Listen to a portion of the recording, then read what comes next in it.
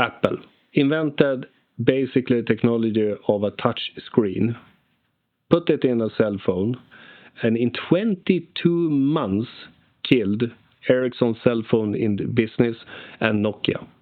The two dominants just crashed. Within less than 2 years, they were wiped out of the market. So these are very fast changes. Now, here comes the thing. I was employed by Ericsson back then, even though I was doing the radio base station systems. But I know that we talked about, but there's no way people would like to have an Ericsson, and the push button is more sturdy than Ericsson. And half a year later, I was sitting with an Apple. Things just happen. Yeah, and it was the same thing that we now see with the EVs. It was not the hardware, it was the software that made the purchase decision. And why should it be different this time?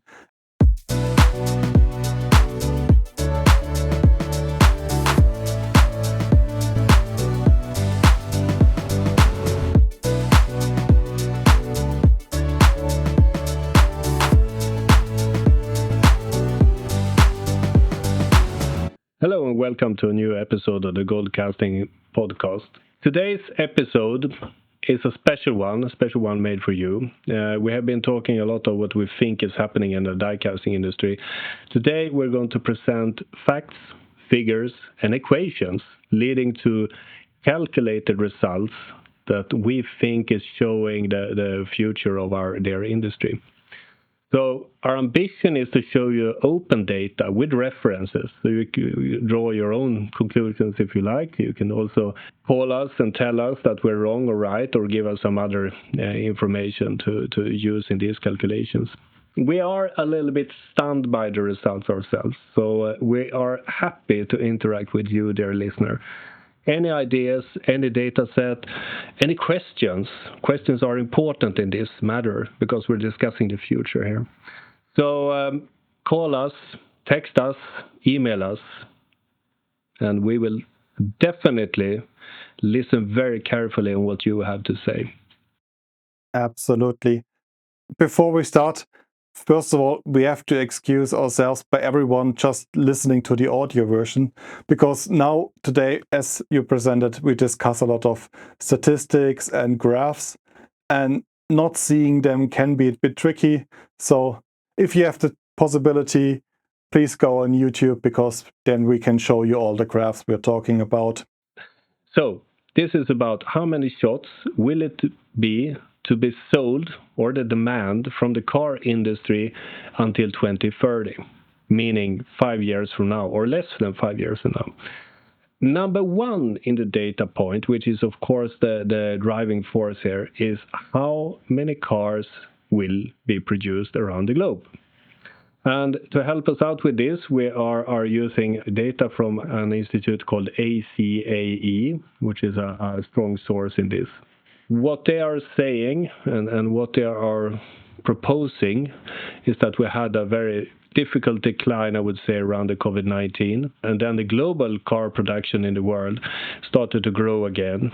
And it's believed to be 104 million cars produced in 2030. So it's steady growth, no problems. Our industry will grow together with the car industry. Yeah, that sounds to be good to be true, because in that data, that is differentiated per region. And here lies a lot of interesting topics, especially when we go down the different regions and years. Just in comparison, let's go all the way back to 2014. And everybody was quite in the same range. China was 17.8 million cars, Europe 17.7 million cars, North America was about 13.8 million cars, and Japan and Korea 12.4. When we jump to today, we see the difference that Japan, Korea, and North America are in the same range that they used to be. They are now at 11.7 million cars. Europe had a strong decline from the 17.7 to now only 15 million cars. And the majority of car production from the 17.8 went to China with now 25.7 million cars. So we have a strong loss within Europe, a steady production within Japan, Korea, and North America, and a loss in Europe. Again, open source data.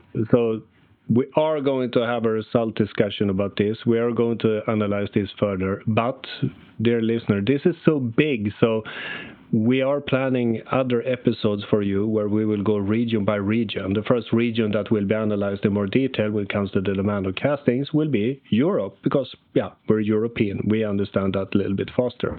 Then other regions will follow, like India, Asia, North America, etc. But you're absolutely right, Fabian.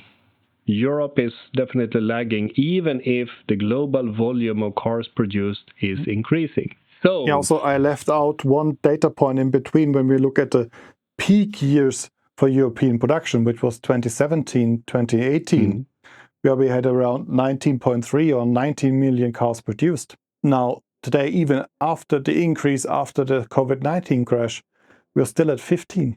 Yeah. It never rebounds or regained its former glory. Never. But what do you think? Are people buying different cars? It seems like, especially with the electromobility coming on, software-defined vehicles, that's something where European car makers are lagging behind. And having software is something that the average supply chain cannot produce. We've seen the debacle with Volkswagen and their Carrier software. Billions put into that, and nothing came out of it. And no wonder why, when you see that usually, especially when it comes to software, then you have to overpay. You cannot put them all in the same salary bracket and think of, okay, that's good.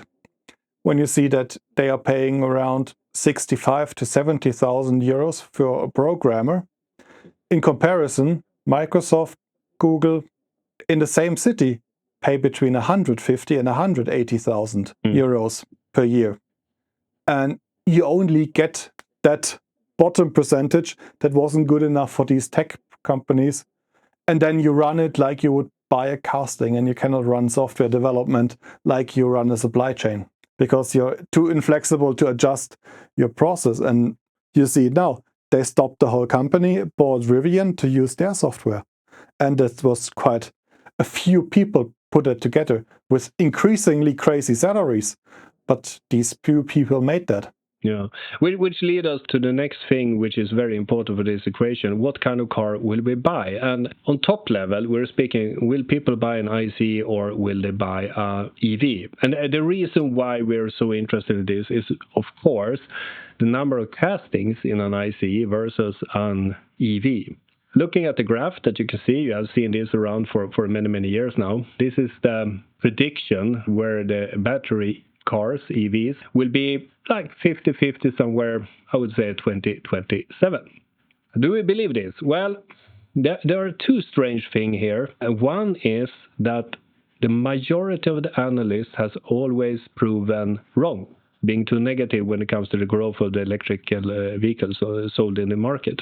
Another thing, which you there, Fabian, were pointing out when it comes to software companies and EV companies, another very interesting aspect here is that in 2026, according to McKinsey, EVs will be cheaper than ICEs, model by model, size by size, of course. But it's very interesting, because if the EV is cheaper, we probably will see a dramatic change in demand from people that might not have super much money to spend. And I think you have a take on this, Fabian. Yeah, because we can discuss all along what's better, having an ICE engine, having a hybrid system, or having an EV. But at the end, we have to look at the people buying the brand new cars. And they only can buy what they make. So I went a lot around and looked at what are the numbers to safely afford a car. As when prices increase for rent, for food, and everything else, you're getting more cautious with where you spend it. But let's say you spend it, and one common sense about different financial influences from Europe and North America is about that if you buy a car, you put 20% down. It's a down payment. You do a financing for 36 months, and 8% of your gross income, so income before taxes, should be your maximum monthly payment. And I took that very literally. They all said, okay, you have to include the taxes, you put stuff away for maintenance, you have to pay the insurance, the road tax, and all of these things. And I left everything out. Just took the whole 8% for your gross income and put it towards the car. And no interest rate. No interest rate, exactly. No. Just to make it as easy as possible and the numbers as big as possible. And you will see why in a second. So when we look at the US, the median household income, so median means that 50% of the households make more and 50% make less. So it's exactly the middle. And this household income is $77,719,000 US dollars. According to that calculation with the 8%, the monthly maximum rate would be 518 US dollars. If you multiply that by 36 months and then add the 20% down payment, you end up with a car that has a price tag of 23,350 US dollars. For our European viewers, that's around 19,820 euros. What is the expected rest value then? I haven't put that in because that is basically buy the car and drive it until it's crap. Not much money for a car. No, that's really not much. And when you compare it to Germany, which is 53,500, to France, 61,000, Italy, 37,800, or China, $46,260. So we end up with cars in the range of 11 to 23,000 US dollars. Which means small cars, small battery cars. That means small cars. And even if you go to something like 12% of your gross income, you said, okay, you're a bit spending more, you're still in the range of 17 to 34,000 US dollar cars. So it's 14 to 29,000 euros per car. So looking at this graph that I showed, let's get back to it and show it again for the audience. This technology shift that we see, going from IC to EV, is probably happening very fast. There's a changeover here due to financials, as you describe it. I would like to drag in something totally different. Why I believe in electrical cars is the performance. When I was young, everything was about the exhaust, the sound of the engine. Do you have a V6 or someone had a V8, for example? I'm from the countryside. And combustion was cool, right? If you look at an electrical vehicle today, they do 0 to 100 in what? 4, 5, 6 seconds. They are pretty fast. So that part of the equation of the car is taking out. Yeah. And also, when you talk about the emotions of an engine, which if you drive a V8, V10, V12, they definitely have that. But your downsized 4-cylinder engine, where's the emotion there? There's just a lot of maintenance costs because everything is so small and tiny that you run at least 1,000 to 2,000 in maintenance costs every year. Yeah. And then by taxation, they're trying to make us buy electrical cars, especially here in Sweden. I mean, that will change. I think it was you that mentioned something about California. Yeah, in California, you see it already with the last portion of EVs.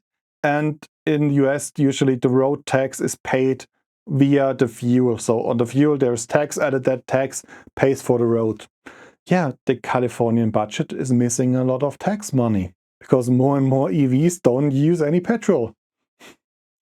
And these few petrol lawnmowers, they don't cut it. No, they don't. So sooner or later, there will be a taxation of electrical vehicles. We understand that, we get it, right?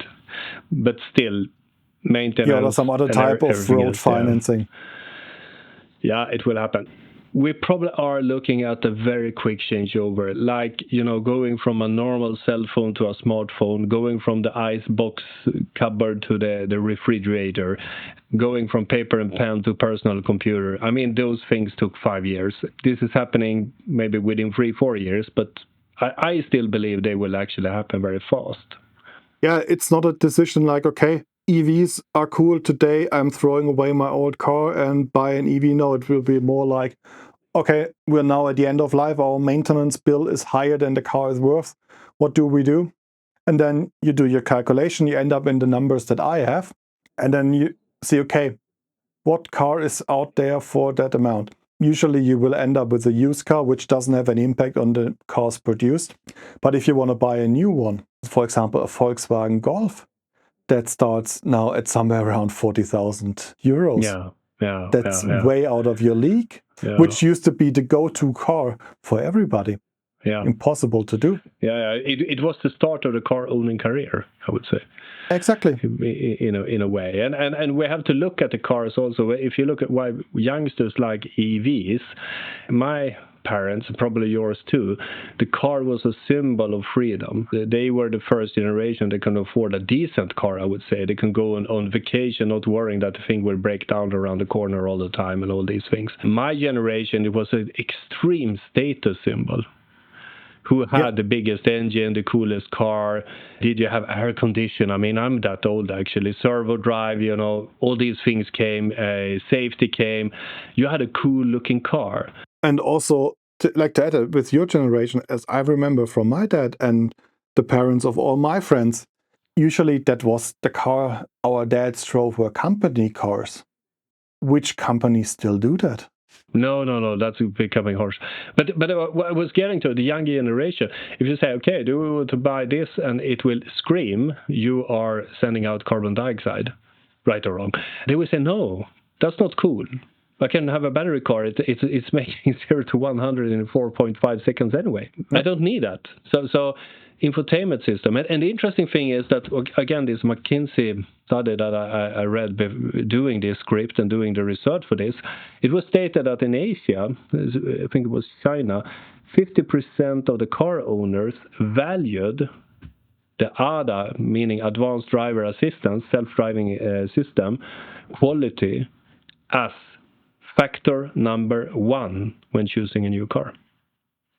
But that says something, that you regard the functionality of the software and the safety of the software higher than anything else, basically.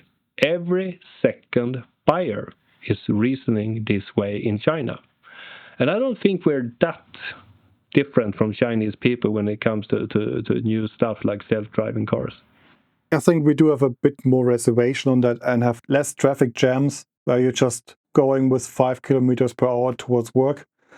And we're a bit better in that, but it's the same tendencies, same with the software. And if you're constrained on budget, so we're not talking about the cars you dream of, you want to drive on the weekends on the curvy roads. You're talking about the daily drivers that carries the family and the kids make it dirty and that car. First thing about my car. Or you with your dogs hunting out in the woods. That's even worse. I know. That's the everyday car. And when you say, okay, I have to spend 40,000 for Volkswagen Golf, or I can get a BYD for 25,000. Yeah. Things happens. Yeah. And then with the Volkswagen, it starts, you have to pay extra, that you have the climate control set to a temperature. Then, you want to have a navigation system that you connect your phone via Bluetooth, like it's standard for 10 years now. You have to pay extra. The automatic driving assistant, you have to pay extra. And the BYD says, what color do you want to have your seats in, black or white? Everything else is fixed, Everything else is already in there because people want to have it anyway. And the biggest thing I saw, I was in China during the springtime, and I mean, I've been to China a few times, and my colleagues have been working in China for 25 years. So China is not new to us at Comtech. And a couple of years ago when I went there, some of the car models looked like a combination, or if a Rolls-Royce had a child together with a Tata. They were looking crazy, these cars. This time when I went to China, they were sleek and the design were sharp. They were looking really, really nice. And sitting in the cars, the feeling of the quality, it was like, tip-top. So, And you also see it now on the roads. Today I went on the parking lot to go some grocery shopping. On the left side, there was a Seeker. On the right side, there was a BYD. Yeah. It was the first time I saw it parked somewhere in Switzerland. So these things are coming now. I was up in the mountains with my wife today. We had a day off, and it was actually to right of my, it was a BYD, and to the left of me was an RV home, like a house on wheels. Tells you something. People are not buying standard cars anymore. They're buying something new. Anyway, dear listener, we had a fourth number to put into our calculation about the number of shots to be sold, and that is the number of castings per EV. Or numbers of shots per car. Because at the end, we're not selling the aluminum, we're selling the capacity on our die casting machines. And that's something, so we have to know how many castings are in the cars. And you will see in a second why for us it's so important to see if you have an ICE car, an hybrid, or an EV car. And we show you the statistic now. There's a heavy tendency on the number of parts based on the drivetrain. When we have a normal ICE drivetrain, we're talking about 1,400 components, not castings, components. The same drivetrain for an EV is 200 components. And when we expand it, add all the structural castings, all the beams and brackets and cross-car members to it, what do you think about that, Staffan? What number do we come up with in numbers of castings? This is the biggest problem for us, and this is something we will dive into much more and speak with more experts. But the first-hand information we have, which is very careful, is that we will reduce in the drivetrain from 100 to 50, so 50% down. Personally, I think the difference is much bigger because engine hinges, all these brackets, everything around a diesel engine, for example, there's more torque, there's more vibration, there's more noise, more things to take care of. So I think that the proportion is worse. But let's use this as the first equation to show the future for die casting, and then we will refine this more and more as more we get. But again, if you have an idea, dear listener, please send it to us, and then we will get to it. But now we have been speaking about, okay, there's an equation here. There's a number of cars produced. There is the proportion between EVs and ICEs. And then there's the decrease of casting parts in an EV. So we put this into a very simplified equation. Let us show you. So, as you can see, you have 3 different years, 2022, 2025, and 2030. Then we have put in the numbers of cars produced on a global scale. 81 million in 2022, 94 million in 2025, and 104 in 2030. Then we have the standard calculation of the number of shots in an ICE. There you can see 100 every year. Proportion of shots in an EV. In 2022, we still put in actually the number 100 because we have so many extra castings to take care of it and proportion with the hybrids and everything else. But this 2022, just to get a starting point. Exactly, and also what we have to tell is that in 2022, most of the vehicle platforms for EVs were just converted from the ICE car, so there is no difference in the number of parts because the rest of the car makes up for that what we lose in the drivetrain. But when we're coming now to 2025 and especially 2030, the platforms for EVs we're looking at are EV first. So there are specialized platforms for EVs, and they can take out way more cost because you don't need any nooks and crannies where some steering column has to go through or where some axle or some differential sits, where you need some tunnel for the exhaust gases. Forget all of that. You have a front assembly, a rear assembly, battery in the middle, and the rest are structural castings and a lot of glass. Yeah. So dear listener, what we think is the number of shots per EV is something we will analyze more and more. And we think this will change to worse figures. Anyway, what we then put in was the proportion of EV sold. And you can see in 2022, we put in 5%, which is every 20th car, which is not much at all. But it was there. 2025, we are somewhere around 25% on the global scale. I know US 0, China everything, Europe, working our way. But the average 25. But then we think that then 2030, we will buy 85% of the cars being electrical. And please note, still 15% still ICE. Which means that, every seventh, every eighth car will still be a diesel or a gasoline car for a special reason.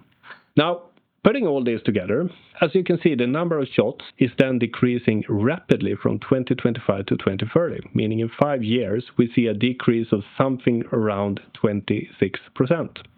Number of shots. Also, these minus 26% of shots is at the same time we have an increase of car sales by 10%. So 10% more cars sold equals to 26% less shots sold. And as we presented earlier, we don't think that this 104 million cars sold is the right figure. We think it's lower. We have to dig more to find other studies to show that and evaluate what's coming on. But that's, I think, an optimistic scenario. Yeah. But to give you a hint, we did that calculation that Fabian is talking about. So if you look here at the result number 2, the negative forecast made by us, we took from 104 to 100 million. We said only a growth of 5%. And then we said like this, because we have a hard time believing 100 castings versus 50. So we said 120 in an IC and 50 in the electrical car. And then you can see the calculation gives a minus 36. Right? So if you are like me and hearing something, minus 26, minus 36, you will say, that's something in a bit in the middle. What Fabian is saying that when we develop this over and over and getting more and more accurate data, we think it will be 36% or more in reduction of number of shots to be sold to car makers. And that's on a global average. Depending on the region, it might be better or it might be even worse. And that's something we will discuss in the following episodes, because that will blow this podcast length out of proportion if we go to every region, and also our research capabilities.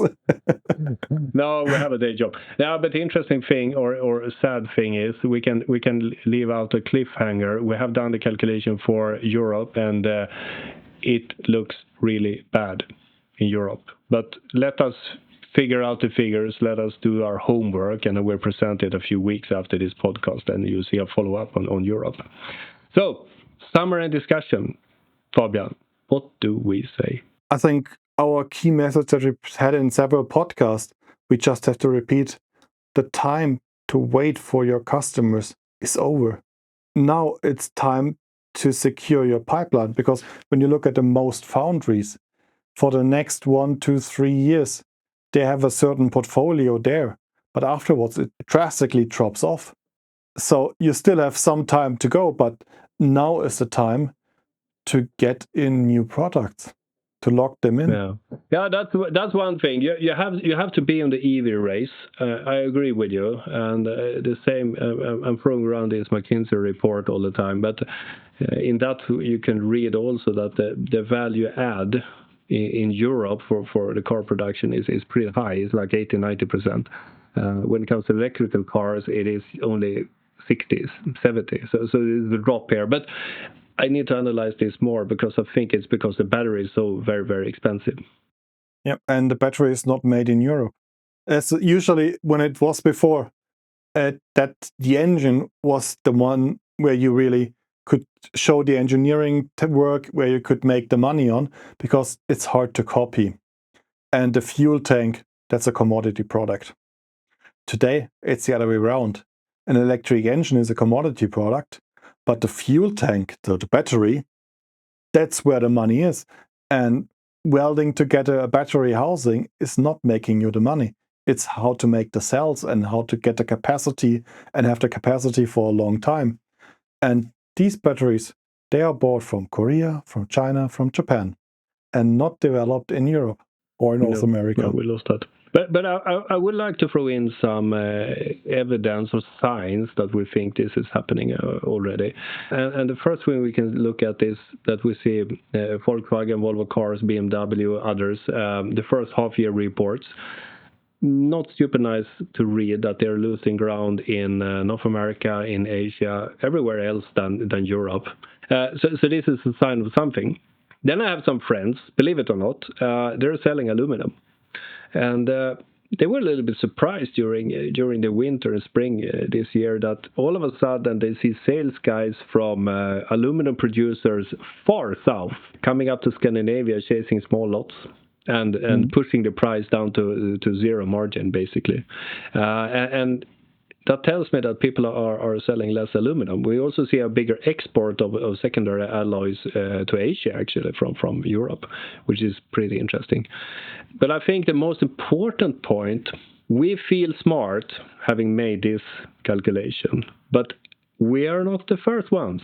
Do you know who was before us? The ones that made the calculation of where this is heading were not Gold Casting podcast. It was analysts in larger corporations. Why am I thinking like this? Well, look at the number of owners, investors, and bigger organizations trying to get rid of the Foundry divisions. You have seen it around Linamar GF. You have August in Sweden, a pretty big foundry. I see more and more that are on the sales list now from owners. They want to get rid of the high-pressure die casting factories and organizations or companies, if you like. So what I'm saying is that the guys in the corporate management teams in those billion-dollar corporations, they have done the homework. They have been with the OEMs, they have seen the light and understood that this is a different light, this is the EV light, and this is going to make much of our former investments obsolete.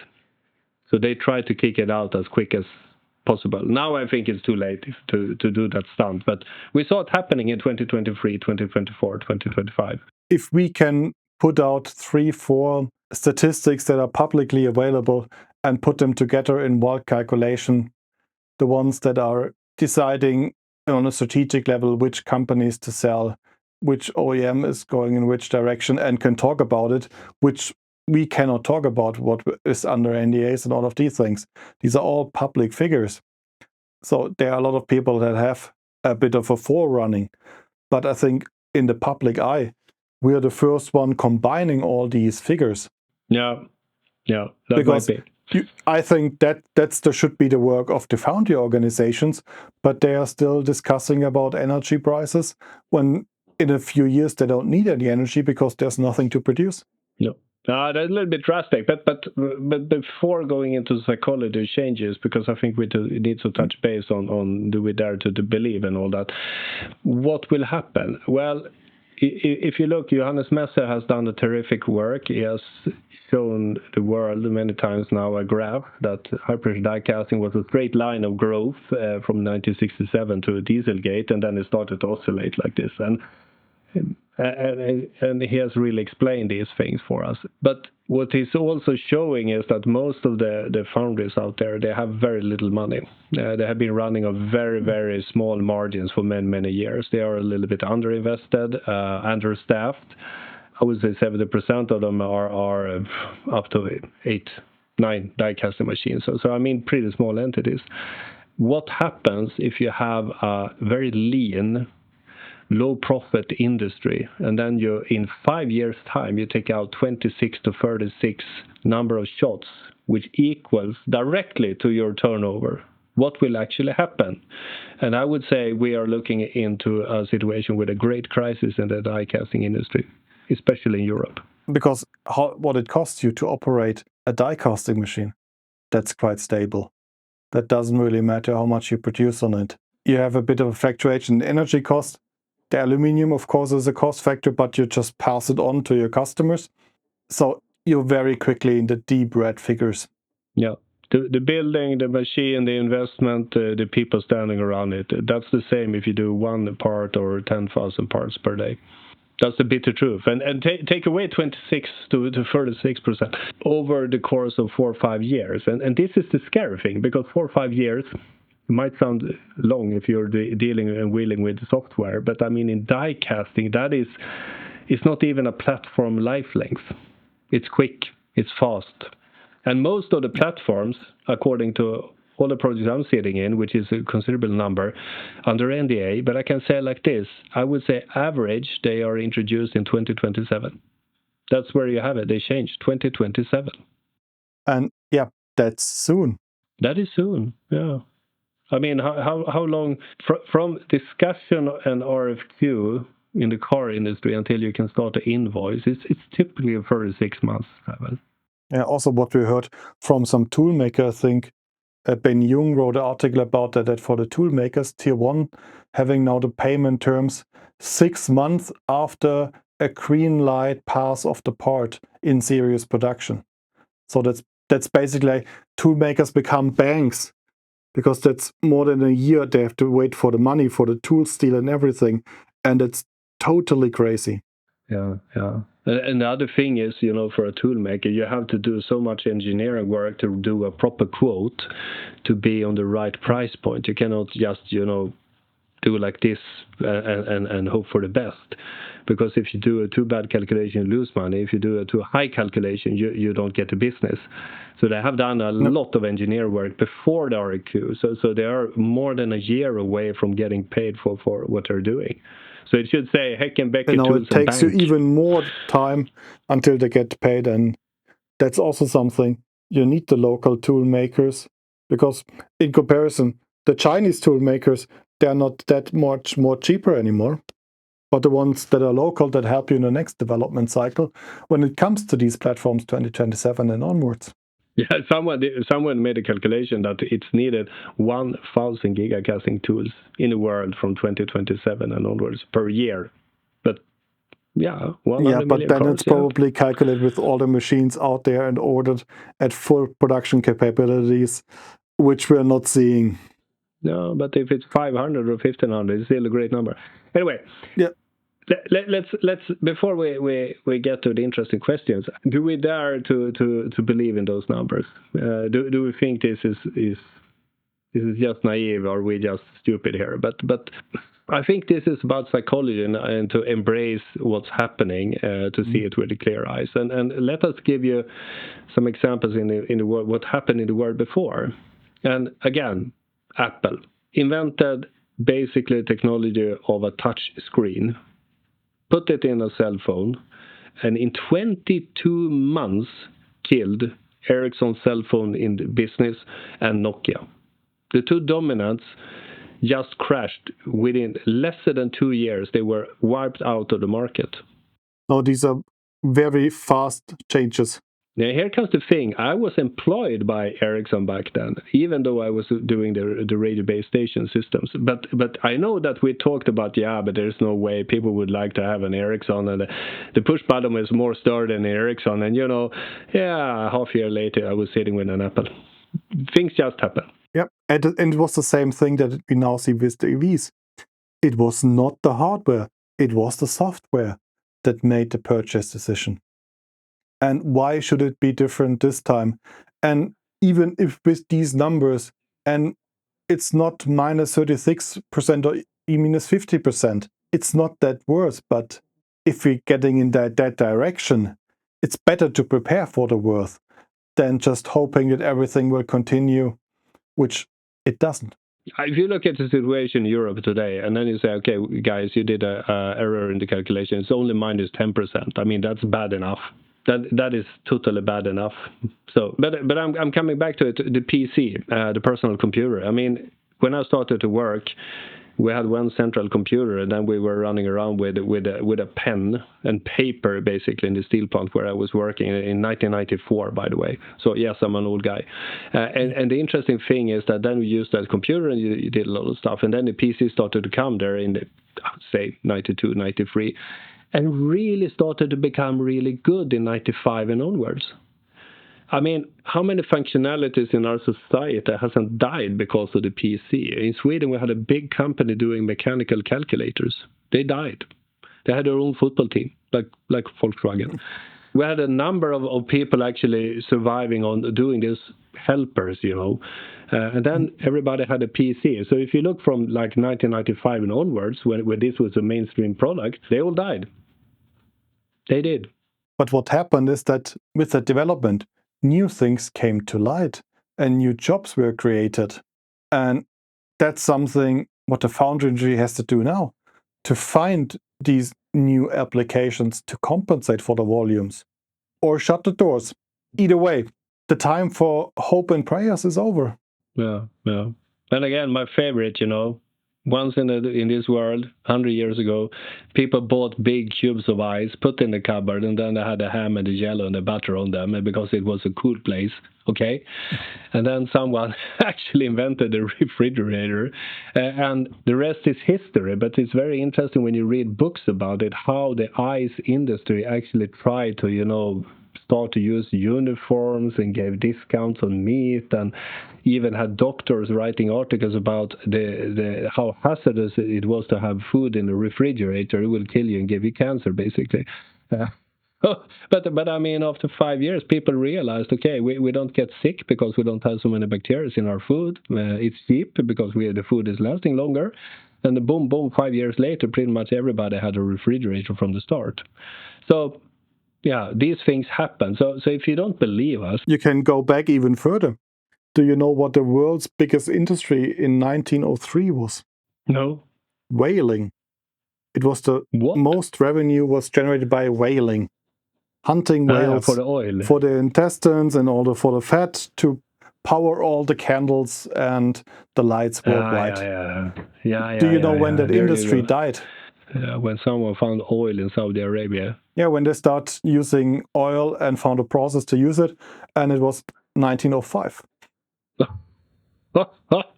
Yeah, and if you were asking the whalers, they would say, well, people would like to have whale oil still. It's a better smell and it's a better light. Yeah, it stinks like whale 1,000 kilometers off the coast. And then someone comes down with a way cheaper, refined oil product that doesn't smell. What do you buy? Anyway, we're both very interested in history. We can talk about these things for hours, but maybe we should get to not the final, but the questions to ask. What about the regional effects? We have found a lot of interesting information. We're not sure about everything. We would like to double check and then do some calculations. It will be more episodes. We will start with the European one, but every continent, will they really have the same pressure, the same dynamics? What do we think here? This is a question we think is very interesting. And we love to get the same input as we got on the first episode. If you have a different opinion, if you have different numbers, if you know about the different statistics that I can use, please contact us, send it to us, discuss with us. We are just collecting the data and presenting them. It's not that we did all the research ourselves. It's just we collect the things, put them together, and doing it on a top level surface. So there's really more to dig down, which we want to do. So take action again. Contact us and also take action for your production to fill that one. And if you don't know how to fill it, we do have some other podcast episodes about that. Then we're thinking about new platforms, new alloys, new applications. I mean, in the same way, like I was speaking about the personal computer, we had 286, it was very fast, and then 386 was woo, and then you had Pentium Pro, and then your heart almost stopped. It was so fast. We think it will be a little bit like the same thing with new battery technologies and new drivetrain findings, and all this R&D that is poured into the EVs. But this leads us to the idea that certain applications will evolve, be more complicated, more demanding. Maybe they will offer more opportunities for a die caster. But what will they be, and what alloys will it work on? And this is something we're constantly working on. We'll come back on this one. That I can assure you that we will do. Then there's a third one. I would like to challenge the number of cars produced. Not to be a negative guy, but I'm thinking that mass transportation will be not as it always has been seen, a bunch of cars and then you have the subway. We see more and more things evolving in between, like electrical bicycles, small scooters, electrical motorcycles, self-driving taxis in Japan, and all these things. And rideshare companies, people just renting their car for half a day. Yeah, so this we are very interested in, because maybe it will say, we will only make 90 million cars, but it will be 20 million of some other vehicle. Maybe the other vehicles are growing faster than the cars, and You see my point here, that it is very, very interesting to start to look into where in the mass transportation in 2030, what will be the vehicles we will be driving. Oh, that will be so interesting, and especially then when we have 2030 and still recording the podcast, looking back on what we claimed what will happen in 2030 and then compare the notes. I'm pretty unsure about many things in life, but not this one. This one I'm pretty confident that we're on the right track. But the most important question, I think, to ask is, if I have a die casting company or foundry, what should I do? That is the most important one. Yep. And that's a question that you have to find your strategy to answer that. What is your specialty? Where do you focus your R&D? On what topics you are known for? And where do you have the opening and the capacity? That will be quite an individual answer for everyone. But again, please listen to us, because we will try to help you with whatever we can, and we will continue to dig into this area of where is our industry going, and we're trying to do some math on it.